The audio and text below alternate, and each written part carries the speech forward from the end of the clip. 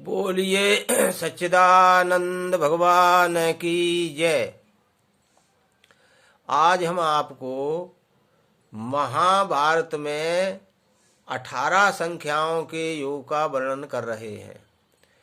महाभारत में चाहे ज्ञान यज्ञ हो, चाहे समर यज्ञ हो और चाहे जो है द्रव्य यज्ञ हो, हर विषय 18 की संख्याओं में पूर्ण है। जैसे महाभारत में कुल 18 पर्व हैं और कुरुक्षेत्र में जो सेनाएं इकट्ठी हुई थीं उनकी संख्या भी 18 अक्षौणी थी। उन 18 अक्षौणी सेनाओं पर 7 अक्षौणी की सेना जो युधिष्ठिर की थी उनके ऊपर एक एक अक्षौणी पर 7 सेनापति नियुक्त किए और धृष्टद्युम्न प्रधान सेनापति और सबका प्रधान अर्जुन को नियुक्त किया। इसी प्रकार से दुर्योधन ने एक एक अक्षौणी सेना पर 11 अक्षौणी सेनापति नियुक्त किए। तो 11 और प्रधान सेनापति भीष्म पितामह बने थे प्रथम सेनापति। इस प्रकार से सेनापतियों की संख्या भी 18 ही होती है।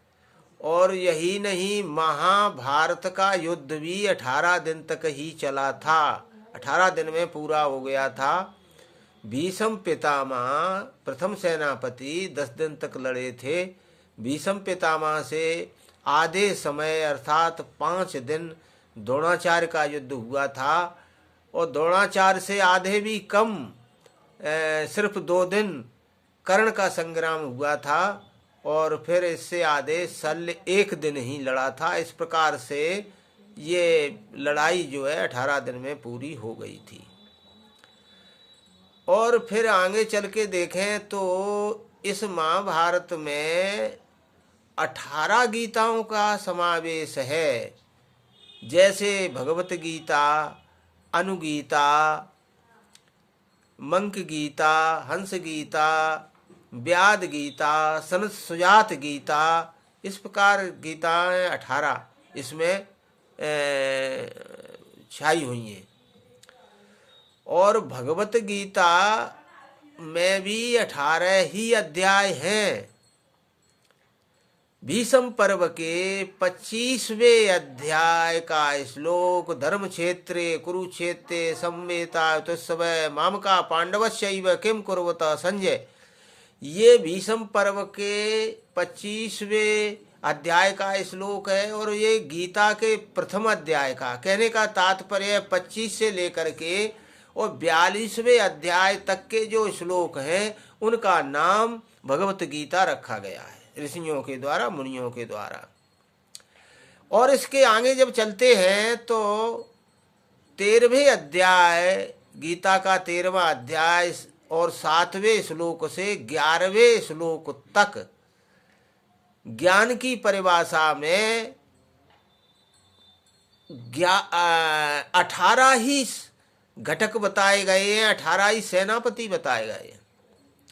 और यही नहीं, अज्ञान के भी 18 ही सेनापति हैं जो चराचर प्राणियों को बंदी बना करके अपने वश में करके जन्म मृत्यु के बंधन में डालते हैं।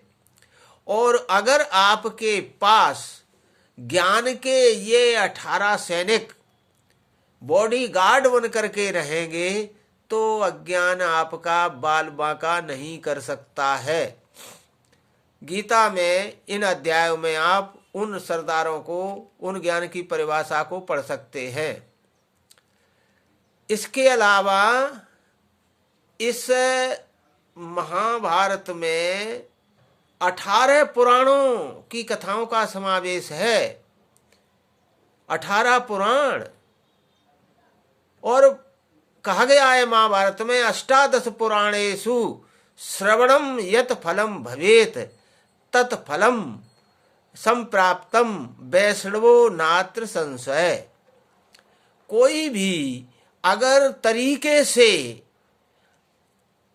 विधिवत तरीके से 18 पुराणों का जो श्रवण करेगा, उन 18 पुराणों का जो फल है वो फल अकेले महाभारत श्रवण से प्राप्त हो जाता है, ऐसा व्यास जी का कथन है। तो चूंकि 18 पुराणों का फल इसमें है, 18 पुराणों की कथा का समावेश इसमें है, इसलिए पुराणों की संख्या भी 18 ही है। और इसके अलावा 4 वेद, 18 पुराणानि धर्मशास्त्राणि सर्वशः वेदा सांगा तथेकत्र महाभारत में दृश्यते। ये भी कुल मिलाकर के 18 होते हैं। 6 शास्त्र, 4 वेद, 10 हुए, 18 धर्मशास्त्र, ये मिलकर के 8 धर्मशास्त्र और 10 जो है दर्शन शास्त्र और 4 वेद मिलकर के कुल 18 हुए।